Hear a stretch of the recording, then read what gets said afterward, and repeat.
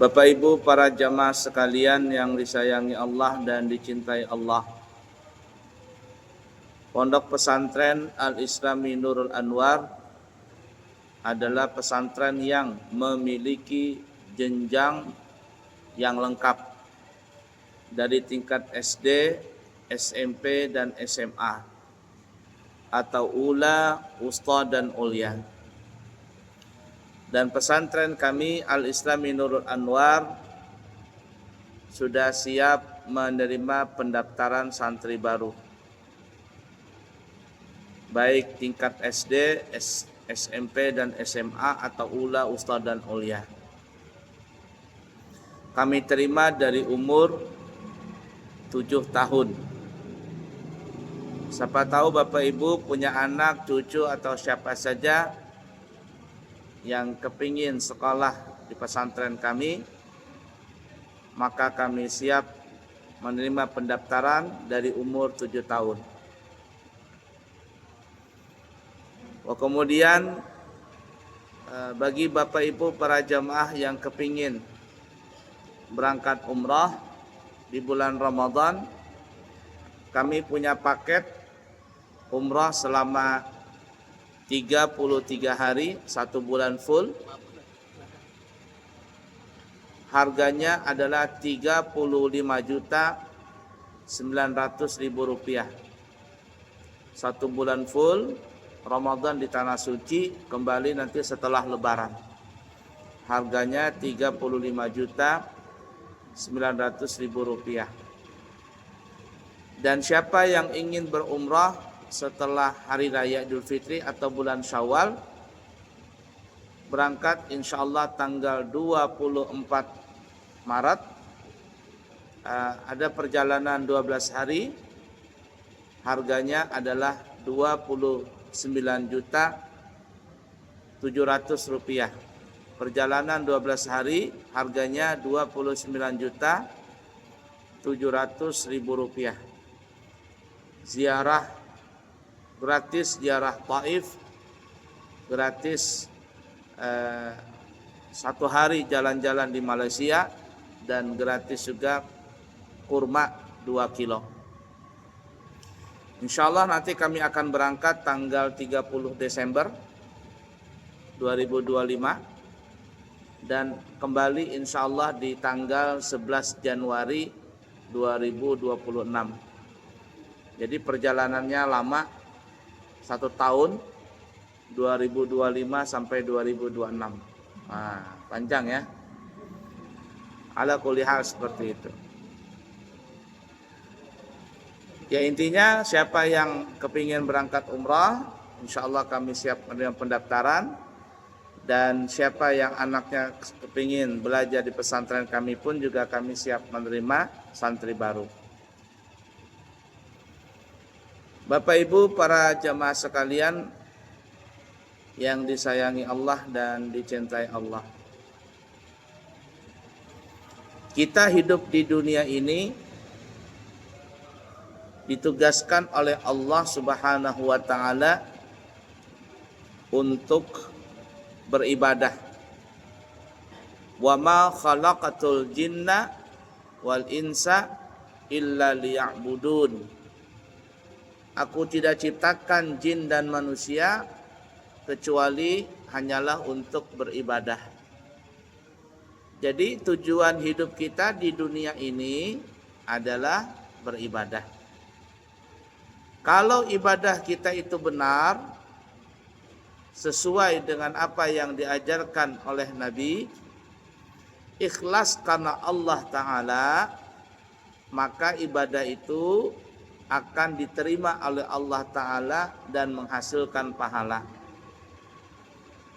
Pahala inilah sebagai tiket kita untuk bisa masuk ke dalam surga. Rasa-rasanya nggak mungkin ada orang nggak punya pahala sedikit pun lalu bisa masuk surga, itu rasanya nggak mungkin. Tapi kembali lagi, sebenarnya hakikatnya orang masuk surga itu bukan karena amalnya, tetapi karena rahmatnya Allah. Sekali lagi, orang masuk surga itu bukan karena amalnya, tetapi karena rahmatnya Allah. Karena kalau dibanding dengan amal kita, rasa-rasanya nggak cukup amal kita ini untuk bisa membeli surga itu. Surga itu nggak ada nilainya. Nah, tidak ternilai harganya. Berapa ibadah kita ini banyaknya? Dengan bandingan dosa yang kita kerjakan setiap hari, rasa-rasanya kayaknya lebih banyak dosa yang kita kerjakan daripada amal kebaikan. Nah, tapi ya tadi, rahmat Allah maha luas, seluas-luasnya. Kita masuk surga itu sebenarnya hakikatnya bukan karena amal kita, tapi karena rahmatnya Allah.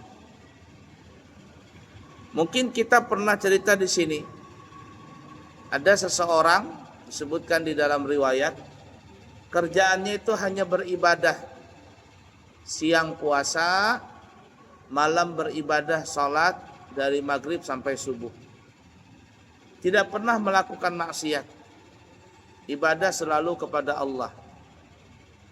Ya ringkas kata, yang namanya manusia yang bernyawa pasti mati. Maka meninggal dunialah orang ini. Di akhirat disebutkan dalam riwayat itu, nanti orang ini bangkit. Dia mau masuk surga. Tapi sebelum masuk surga ditanya sama Allah Ta'ala, ya fulan, apa mau kemana engkau? Katanya, saya kepingin masuk surga ya Allah. Oh, masuk surga? Iya. Kenapa kau masuk surga? Karena kata dia, saya pantas masuk surga karena saya salat, beribadah, melakukan kegiatan yang baik-baik, dan saya tidak pernah maksiat. Oh, jadi kamu masuk surga itu karena amalmu? Orang ini bilang, iya ya Allah, saya masuk surga karena amal yang telah kukerjakan. Kau masuk surga bukan karena rahmatku? Tidak ya Allah. Aku masuk surga bukan rahmatmu, tapi karena amal ibadahku yang selalu kukerjakan baik karena engkau, dan aku tidak pernah maksiat. Oh, baiklah, kata Allah. Nah, sebelum kamu masuk surga, kata Allah, kita timbang dulu amalmu dengan rahmatku yang kuberikan kepadamu. Tidak usah banyak-banyak, nikmat mata saja. Maka nikmat mata yang Allah berikan kepada orang ini ditimbang. Nikmat mata ini ditimbang dengan amal perbuatannya dari seumur hidupnya. Apa yang terjadi? Ternyata nikmat mata itu lebih berat daripada amal ibadahnya orang ini. Nah, kata Allah, itu baru mata loh, bahasa kitanya nih ya, kalau kita dramatisir. Belum lagi nikmat telinga, nikmat hidung, nikmat mulut, dan lain sebagainya. Nikmat mata saja, itu amal kebaikanmu tidak bisa mengimbangi nikmat itu. Artinya, kalau kau masuk surga karena amalmu, maka engkau tidak bisa pantas masuk surga. Kau masuk surga itu adalah karena rahmatku, kasih sayangku. Nah, oleh karena itu kata Allah, karena kau tidak pantas, masuk aja ke dalam neraka. Ketika itu orang tadi sadar, ya Allah maafkan aku ya Allah. Memang benar, walaupun aku beribadah, bahasa kitanya nih ya, seumur hidupku, 1000 tahun aku beribadah, sungguh ibadahku itu tidak bisa membeli harga surga ini. Artinya, aku masuk surga bukan karena amal kebaikanku, tapi aku masuk surga adalah karena rahmatmu. Nah, ini yang pernah kita bahas ya pada pertemuan yang lalu. Tetapi rahmat Allah itu ada di mana? Rahmat Allah itu ada di perbuatan yang baik. Gak mungkin rahmat Allah ada di perbuatan yang maksiat. maksiat yang kita bahas pada pertemuan yang lalu, perbuatan maksiat itu tidak ada rahmatnya Allah. Di situ ada murkanya Allah. Jadi jangan sampai melakukan kemaksiatan. Karena kemaksiatan itu bisa mendatangkan murkanya Allah. Sedangkan amal kebaikan yang kita kerjakan itu akan mendatangkan rahmatnya Allah.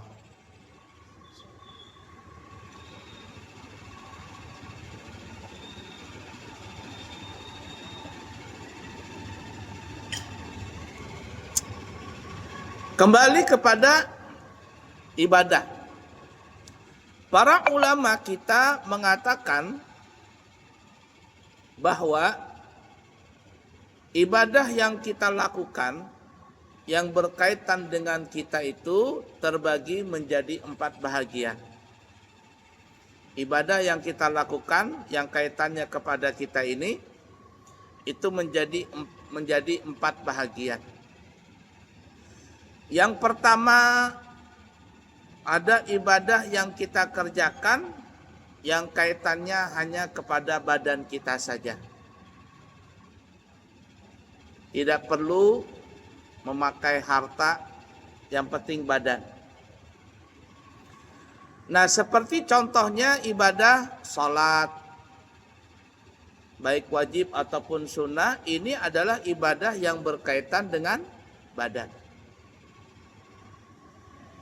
Ada bacaan, ada gerakan di dalam salat itu. Apalagi contohnya? Contohnya seperti puasa, baik puasa wajib Ramadan contohnya, atau puasa sunnah Senin Kemis dan lain sebagainya. Orang yang puasa itu ibadah berkaitan dengan badan. Insya Allah tinggal 2 bulan lagi ya, kurang lebih. Bentar lagi masuk bulan Rajab.